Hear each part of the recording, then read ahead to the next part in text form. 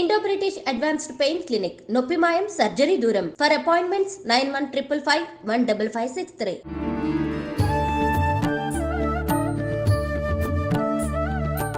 నమస్కారం, welcome to I dream. ధర్మ మార్గం విత్ విజిత కార్యక్రమానికి స్వాగతం. అయితే గురువారం పుష్యమి నక్షత్రం కలిసి వచ్చిన రోజు చాలా విశేషమైన రోజు అని చెప్తుంటారు. ముఖ్యంగా కార్తీక మాసంలో ఈ గురువారం పుష్యమి నక్షత్రం కలిసి రావడం ఇంకా చాలా పరమ పవిత్రమైన రోజుగా మనం చెప్పుకుంటూ ఉంటాము. అయితే ముఖ్యంగా ఈ గురువారం పుష్యమి నక్షత్రం కలిసిన రోజున గనక మనం బంగారం కనుక కొంటే కొన్నదానికి రెట్టింపు కొనే స్తోమత మనకు కలుగుతుందని చెప్పి కూడా చెప్తూ ఉంటారు. నిజంగా ఇప్పుడు బంగారం కొనే అవకాశం ఉందా? బంగారం ఆకాశాన్ని తాకుతోంది. మరి నిజంగా ఆ రోజు బంగారం కొనాలా ఏంటి? ఇలాంటి మరిన్ని విషయాలు ఇప్పుడు గురుగారితో మాట్లాడి తెలుసుకుందాం. ప్రస్తుతం మనతో పాటు ఉన్నారు ప్రముఖ జ్యోతిష్య పండితులు నందిబట్ల శ్రీహరి శర్మ గారు. ఇప్పుడు వారితో మాట్లాడేద్దాం. నమస్కారం గురుగారు. వాగర్థావివ సంపృక్తౌ వాగర్థ ప్రతిపత్తయే జగతః పితరౌ వందే పార్వతీ పరమేశ్వరౌ ఆదిత్యాయ చ సోమాయ మంగళాయ బుధాయ చ గురుశుక్ర శనిభ్యశ్చ రాహవే కేతవే నమః. శృంగేరి జగద్గురు పీఠాధిపతులకి, కంచి పీఠాధిపతులకి నమస్కారములు తెలియజేసుకుంటూ కార్యక్రమాన్ని ప్రారంభిద్దాం.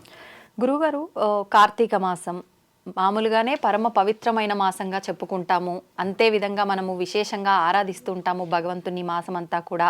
అయితే ముఖ్యంగా గురువారం పుష్యమి నక్షత్రం కలిసి వచ్చింది అంటే అది కూడా చాలా మంచి రోజుగా మనం చెప్పుకుంటాము. ఈ మూడు కలిసి వచ్చాయి, కార్తీక మాసం, గురువారం, పుష్యమి నక్షత్రం, ఈ మూడు కలిసి వచ్చాయి. ముఖ్యంగా మన పెద్దవాళ్ళు చెప్తుంటారు, ఇంతకుముందు మీరు కూడా ఒక వీడియో మనం చేసేటప్పుడు చెప్పారు, గురువారం పుష్యమి నక్షత్రం కలిసి వచ్చిన రోజు చాలా విశేషమైందమ్మా, ఆ రోజు బంగారం కొంటే కనుక చాలా మంచిగా మనకు ఇంకా రెట్టింపు కొనే అవకాశం, స్తోమత కలిసే అవకాశం వస్తుంది అని చెప్పి. మరి ఇప్పుడు బంగారం కొనే పరిస్థితులు ఉన్నాయంటారా? బంగారం చూస్తే ఆకాశాన్ని అంటుతోంది రేటు. మనం ఏంటి తులం 80,000 కూడా దాటే రోజుల్లో ఉన్నాము. మరి ఇలాంటి సందర్భంలో బంగారం కొనలేని వాళ్ళు ఉంటారు. మరి నిజంగా బంగారమే కొనాలా? దాని బదులుగా మనం ఏమైనా కొనొచ్చా? కొనకపోయినా పర్వాలేదా? ఇలాంటి విషయాలన్నీ కూడా తెలియజేయండి. తప్పకుండానమ్మా. కార్తీక మాసం అనేక విధాలుగా పుణ్యాన్ని సంపాదించుకోదగినటువంటి పుణ్యమాసంగా చెప్పవచ్చు.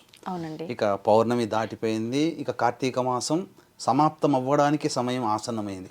కాబట్టి ఇంకా మిగిలినటువంటి రోజుల్లోనైనా కానీ ఇప్పటి వరకు వీక్షించేటువంటి ఐ డ్రీమ్ ప్రేక్షకుల్లో ఇప్పటి వరకు కూడా సరిగ్గా ఎటువంటి నియమాలు పాటించకుండా ఉన్నవాళ్ళు అయినా కానీ, నియమాలు పాటిస్తూ ఇంకా ఎక్కువ రోజులుంటే బాగుండి, ఇంకా కొత్త కొత్త విషయాలు ఇంకా ఏవైనా ఉన్నాయా అని, ఆ రోజుల్లో ఎటువంటి నియమాలు పాటించాలి అని తెలుసుకోగలిగే ఆసక్తి కలిగినటువంటి ప్రేక్షకులకు కూడా ఒక చిన్న మనవి.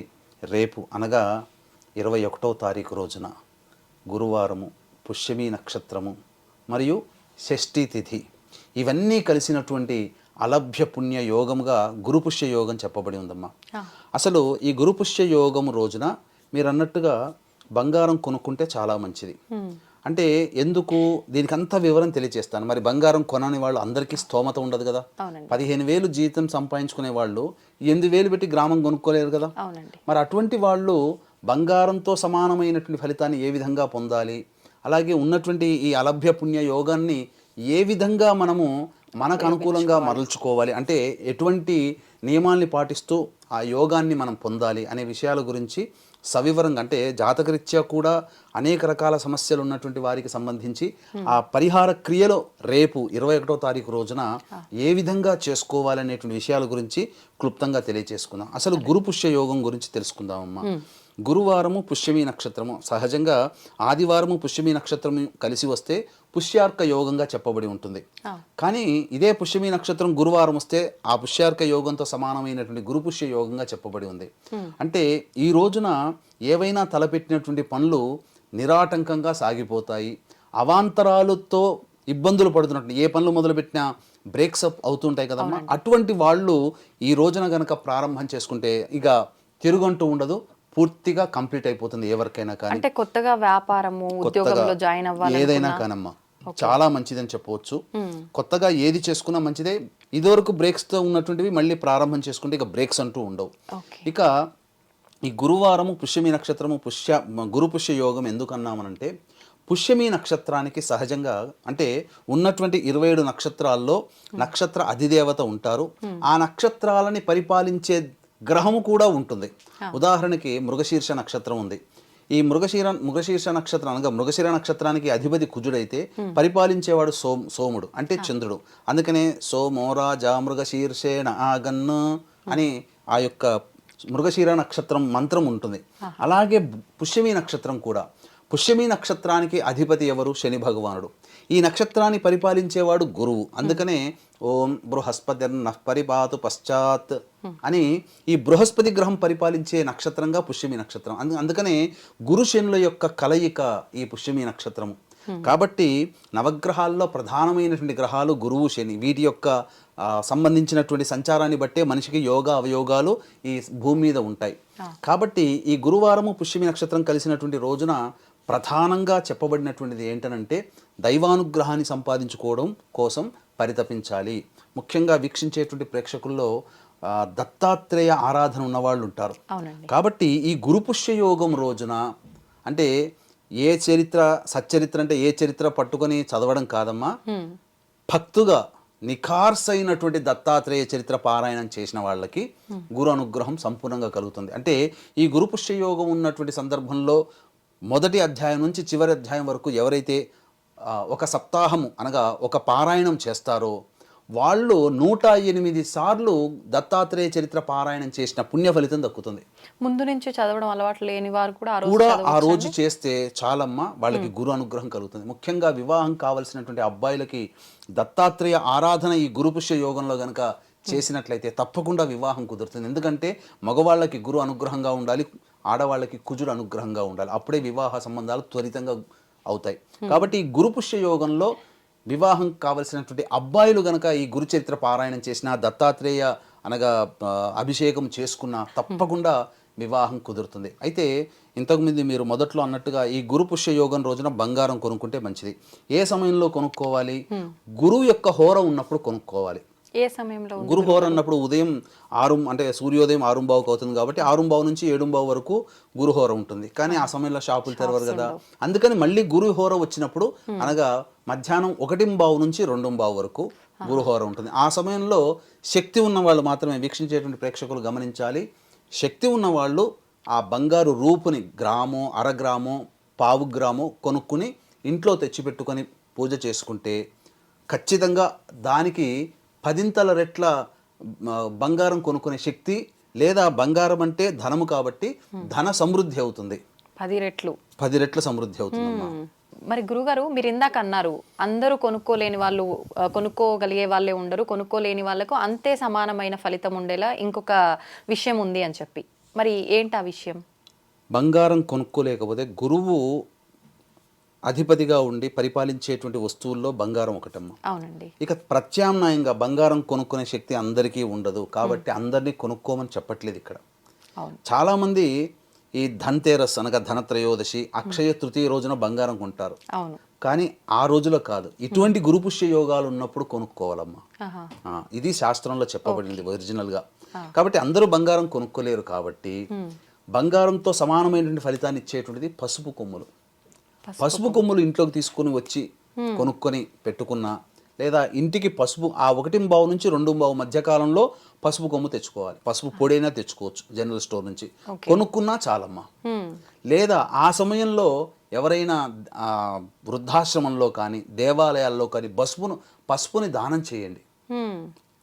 చాలా విశేషమైన గురుబలం పెరుగుతుంది ఆ 1:15 నుంచి 2:15 మధ్య కాలంలో. చాలా విశేషమైనటువంటిది యోగము. ఇలాగే ఇక చాలామంది అనేక రకాలైనటువంటి సమస్యలతో బాధపడుతూ ఉంటుంటారమ్మా. కాబట్టి ఇక్కడ ఈ బంగారం కొనుక్కునే సమయంలో కానీ పసుపు కొమ్ములు కానీ కొనుక్కునే సమయం 1:15 నుంచి 2:15 గురుహోర ఉంటుంది ఆ గురువారం రోజున. అయితే చాలా మందికి వచ్చేటువంటి సందర్భం ఏంటంటే రాహుకాలం 1:30 నుంచి 3 వరకు ఉంటుంది కదండి, మరి కొనుక్కోవచ్చునా అని అడుగుతారు. రాహుకాలము మన ప్రాంతంలో పాటించాల్సిన పని లేదు, మదరాసీయులకి మాత్రమే వాళ్ళు పాటించేటువంటిది. మద్రాసుని ఆనుకున్నటువంటి నెల్లూరు ఆ చుట్టుపక్కల ఉన్నటువంటి ప్రదేశాల్లో ఇప్పటికీ పాటిస్తారో అదే ఆచారం అన్ని ప్రాంతాలకి ప్రాకింది. రాహుకాలం అనేటువంటిది చెడు కాలమే, కానీ రాహు ఎవరికైతే యోగంగా ఉంటాడో ఆ కాలంలో వాళ్ళకి మంచి జరుగుతుంది. ముఖ్యంగా ఈ పట్టింపు మనకు వర్జ్యం ఎలా పట్టింపో మన ప్రాంతంలో, దుర్ముహూర్తాలు ఎలా పట్టింపో మద్రాసీయులకి అనగా తమిళియన్స్కి రాహుకాలం అంత పట్టింపు. అంటే ఏ రోజు కూడా మనం రాహుకాలం మనం పాటించాల్సిన అవసరం లేదమ్మా. ఓకే, అది తరతరాల నుంచి వంశాచారంగా వస్తున్నట్టయితే అప్పుడు పాటించుకోవాలి. ఇప్పుడు గురుగారు బంగారం పూజ గదిలో పెట్టి పూజ చేయమన్నారు కదా, అది ఏ సమయంలో, ఈవినింగ్ సమయంలో చేయాలి? ఆ పూజ మామూలుగా ఎలా చేయాలి మరి? బంగారం కొనుక్కునేటప్పుడు ముందుగా ఒక రోజు ముందుగా కొనుక్కోవాలమ్మా. ఒక రోజు ముందుగా కొనుక్కొని ఉదయం 6:15 నుంచి 7:15కి మధ్యలో గురుహోర ఉంటుంది, ఆ సమయంలో చేసుకోవచ్చు. పూజ చేసుకొని చక్కగా ఆ యొక్క సంబంధించినటువంటి ఆ బంగారు రూపు, లక్ష్మీ రూపు అయితే లక్ష్మీ ఆ బంగారానికి అభిషేకం జరిపించి లక్ష్మీ సహస్రనామం కానీ లక్ష్మీ అష్టోత్తరంతో పూజ చేసి ఆ విధంగా ధూపదీప నైవేద్యములు ఇచ్చిన తర్వాత ఒక మంచి శుభ సమయంలో ఆ రోజున పెట్టుకోవచ్చు. ఇంకా పైగా ఆ రోజున షష్ఠి తిథి ఉంది కాబట్టి కుజదోషంతో బాధపడుతున్నటువంటి వాళ్ళు, వివాహం కావాల్సినటువంటి అబ్బాయిలు అమ్మాయిలైనా కానీ ఆ రోజున సుబ్రహ్మణ్య స్వామి దేవాలయంలో ఆవు పాలు, ఆవు నెయ్యి, తేనె ఈ మూడిటితో అభిషేకం జరిపించి చెలివిడి నైవేద్యంగా పెట్టవచ్చు. అలాగే వివాహం కావాల్సినటువంటి అమ్మాయిలు ఈ రోజున సాధారణంగా మంగళవారం రోజున కాత్యాయని వ్రతం అనేటువంటిది చేస్తారు. కాత్యాయని వ్రతం ఈ షష్ఠి తిథి కూడా గురుపుష్య యోగం ఉంది కాబట్టి కాత్యాయని వ్రతాన్ని ఈ యొక్క ఆడవాళ్ళు, వివాహం కావాల్సినటువంటి ఆడవాళ్ళు ఈ వ్రతాన్ని ఆచరిస్తే వివాహ సంబంధమైనటువంటి దోషాలు కూడా తొలగిపోతాయి. ముఖ్యంగా బంగారంతో సమానమైనటువంటి ఇంకొక యోగం కూడా చెప్పబడి ఉంది. అంటే మనము దసరా రోజున కనుక మనం చూసినట్లయితే జమ్మి చెట్టు దగ్గర తిరుగుతారమ్మ, ప్రదక్షిణ చేస్తారు. జమ్మి ఆకుని తెచ్చుకొని ఇంట్లో భద్రంగా బీరువాలో లాకర్లో పెట్టుకుంటారు. ఎందుకంటే జమ్మి ఆకులు అంటే జమ్మిలో అగ్ని పుడుతుంది. బంగారం ఎక్కడి నుంచి పుట్టింది? అగ్ని నుంచి పుట్టింది. కాబట్టి ఆరణి అంటే ఈ ఆరణి తయారు చేసేది జమ్మి యొక్క కాండం నుంచే కాబట్టి జమ్మి వృక్షములన్నీ వచ్చేటువంటి ఆకులు ఏవైతే ఉంటాయో అవి బంగారంతో సమానం. కాబట్టి ఆ జమ్మి ఆకులనైనా కానీ జమ్మి కొమ్మ ఉంటుంది. ఆ ఉదయాన్నే 6:15 నుంచి 7:15 మధ్య కాలంలో జమ్మి కాండమును ఇంట్లో తెచ్చుకొని వచ్చి ధూపదీప నైవేద్యాలు ఇచ్చి ఆ ఆకులను గనక సంబంధించినటువంటి బీరువాలో పెట్టుకోవడము. అలాగే ముళ్ళతో పాటు ఉంటుంది కదా జమ్మి కాండము, దాన్ని ఆ పూజ చేసిన తర్వాత ఇంటిలో రాహుకాలంలో గనక ఆ సమయంలో ముందు గనక ఇంటి గుమ్మాని కడితే నరదృష్టి, నరఘోష, ఇంట్లో ప్రయోగ బాధలు జరిగినా ఏమున్నా కానీ అవన్నీ పారిపోతాయమ్మా. ఇవి తంత్రములు, తాంత్రికము కాదు, తంత్రములు, చిట్టి చిట్కాలు. కాబట్టి ఇవి పాటించి కూడా మనం శుభాన్ని పొందవచ్చు, ఈ విధంగా చేయవచ్చు. ఇంకా జాతకరీత్యా ముఖ్యంగా చెప్పాలి అనంటే పనులలో ఆగిపోయినటువంటి వాళ్ళు, వివాహం కావాల్సినటువంటి అబ్బాయిలు అమ్మాయిలైనా కానీ ఈ సంబంధించినటువంటి 6:15 నుంచి 7:15 మధ్యకాలంలో ఈశ్వరుడికి ఈ సంబంధించినటువంటి విభూతి విభూతిని నీటిలో కలిపి ఆ నీటితో కనుక అభిషేకం చేసినట్లయితే ధన సంపత్తి పెరుగుతుంది. ఇక గురుహోర అయిపోయింది. 7:15 నుంచి 8:15 మధ్యకాలంలో కుజహోర ఉంటుంది. ఆ సమయంలో కుజదోషంతో బాధపడుతున్నటువంటి వాళ్ళు, సంతానం కలగకుండా ఇబ్బందులు పడుతున్నటువంటి వాళ్ళు, అలాగే మిస్క్యారీస్ అవుతున్నటువంటి వాళ్ళు ఆ కుజహోరలో శివుడికి సంబంధించి ఎర్రచందనం ఉంటుంది కదమ్మా, ఆ ఎర్రచందనాన్ని నీటిలో కలిపి ఆ ఎర్రచందనం నీటితో ఈశ్వరునికి అభిషేకం జరిపించాలి. అలాగే ఇంతకుముందు షష్ఠి తిథి ఉంది, సుబ్రహ్మణ్య స్వామి దేవాలయంలో చెప్పాను కదా, ఆవు పాలు, ఆవు నెయ్యి, తేనె. ఈ 6:15 నుంచి 7:15 మధ్యకాలంలో ఆ యొక్క సుబ్రహ్మణ్య స్వామికి ఆవు పాలు, ఆవు నెయ్యి, తేనె అభిషేకం జరిపించి చెలివిడి నైవేద్యంగా ఈ కుజహోర 7:15 నుంచి 8:15 మధ్యకాలంలో పెట్టవచ్చు. ఇక రవిహోరలో ముఖ్యంగా ఉద్యోగ సంబంధమైనటువంటి ఇబ్బందులు పడుతున్నటువంటి వాళ్ళు, ఉద్యోగంలో ప్రమోషన్లు రాక, ఉద్యోగంలో సమస్యలు ఎదుర్కొంటున్న వాళ్ళు, ఉద్యోగం రాక ఇబ్బంది పడుతున్నటువంటి వాళ్ళు ఈ 8:15 నుంచి 9:15 మధ్యకాలంలో రవిహోర ఉంటుంది. చెరుకు రసముతో ఆ యొక్క ఈశ్వరునికి అభిషేకం జరిపించినట్లయితే, లేదా లలిత అమ్మవారికి చెరుకు రసంతో అభిషేకం జరిపించినా తప్పకుండా ఉద్యోగ సమస్యలు తొలగిపోతాయమ్మా. ఇవన్నీ ఇంట్లోనే చేసుకోవచ్చా గురుగారు? ముఖ్యంగా ఉద్యోగ సంబంధమైనటువంటి వాటికి ఆ రామచంద్రుల వారి చిత్రపటం ఉంటుంది కదా, ఆ సమయంలో ఆ రవిహోరలో 8:15 నుంచి 9:15 మధ్యకాలంలో ఆ భరతునికి ఓం భం భరతాయ నమః అంటూ 1008 సార్లు చదివి వంకాయతో చేసినటువంటి కూర నైవేద్యంగా పెడితే చాలా విశేషంగా శీఘ్రంగా ఉద్యోగం వస్తుంది. ఇది చేసి ఆచరించిన వాళ్ళు కూడా ఉన్నారు. ఇక ముఖ్యంగా ఈ 9:15 నుంచి 10:15 మధ్యకాలంలో శుక్రహోర ఉంటుంది.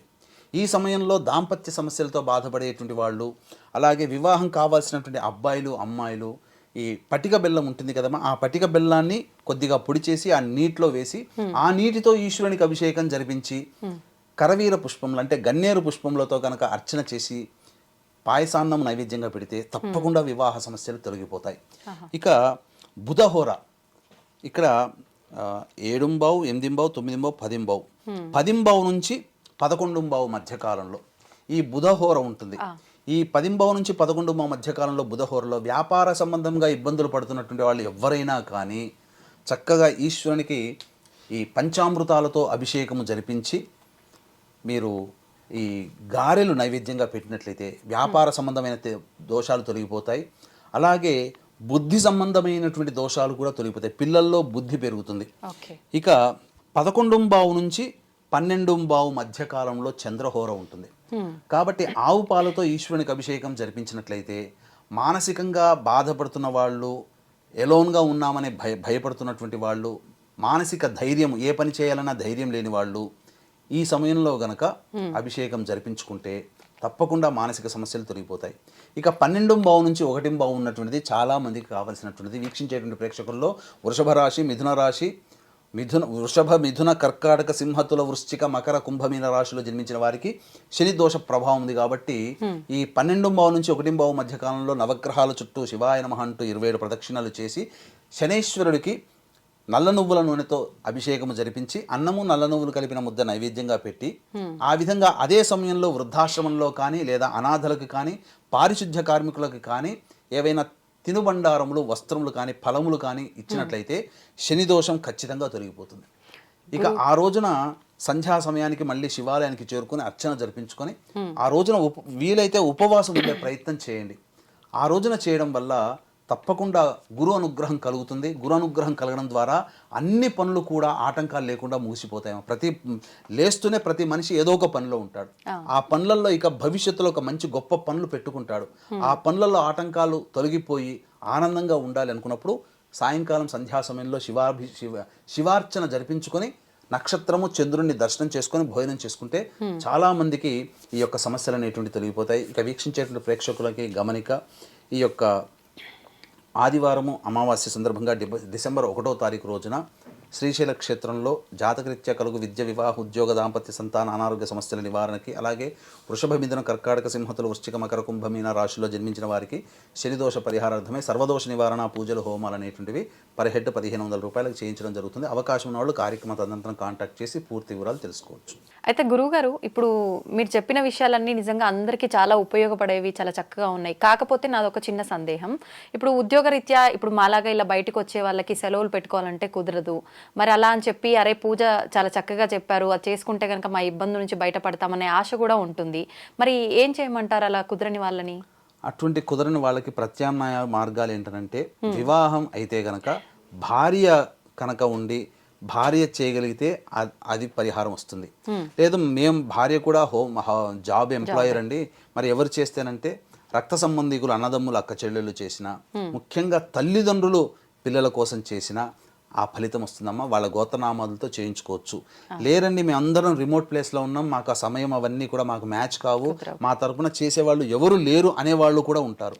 అటువంటి సందర్భంలో ఆ చెప్పబడినటువంటి సమస్యలకి మనం పరిహారాలు చెప్పాం కదా, ఆ ఏ హోర అయితే ఉన్నదో ఆ హోరకు సంబంధించినటువంటి అధిపతి యొక్క అష్టోత్తరము కనీసం హీనపక్షంలో ఒక 3 సార్లు అయినా కానీ పఠించుకొని నేను చేయలేకపోయినా ఆ ఫలితాన్ని నాకు అందివ్వు మహాదేవ అని చెప్పి ఆ యొక్క ఈశ్వరునికి ఒక్క నమస్కారం ఉత్తరం వైపు తిరిగి నమస్కారం చేసుకుంటే ఆ ఈశ్వరుడు నమస్కారం చేసుకున్న ఉత్తర క్షణమే, ఉత్తరం వైపు తిరిగి ఈశ్వరుడికి నమస్కారం చేసుకున్న ఉత్తర క్షణమే అతనికి ఆ యోగాన్ని అందిస్తాడు. ఆ మాట తథ్యము తథ్యము తథ్యము. అంటే మనం ఎక్కడున్నా ఉన్న దగ్గర నుంచి అష్టోత్తరం చేసుకోవచ్చు. ఉత్తరం వైపే, ఎందుకనంటే హిమాలయాలు ఉన్నాయి మన భారతదేశానికి ఉత్తరాన హిమాలయాలు. కాబట్టి ఉత్తరం వైపున ఈశ్వరుడు నివసించే ప్రదేశం ఉంది. కాబట్టి అక్కడ నమస్కారం చేసుకున్న ఈశ్వరునికి నమస్కారం చేసుకున్న ఫలితమే వస్తుంది. అయితే పరిహారం చేస్తే వచ్చే ఫలితమే అష్టోత్తరం చేసిన సమానమైన ఫలితం. కానీ అది ఎవరు చేయలేని పక్షంలో అయితే మనం తీసుకోవాల్సిందే. కానీ కుదిరినప్పుడు కూడా చేయలేదనంటే అది మానసిక దౌర్భాగ్యం అని చెప్పవచ్చు. ఓకే, ధన్యవాదాలు గురుగారు. చాలా మంచి అందరికీ ఉపయోగపడే విశేషమైన పరిహారాలు, పూజలు తెలియజేసినందుకు కృతజ్ఞతలు. సర్వం శ్రీ ఉమామహేశ్వర పర బ్రహ్మార్పణమస్తు.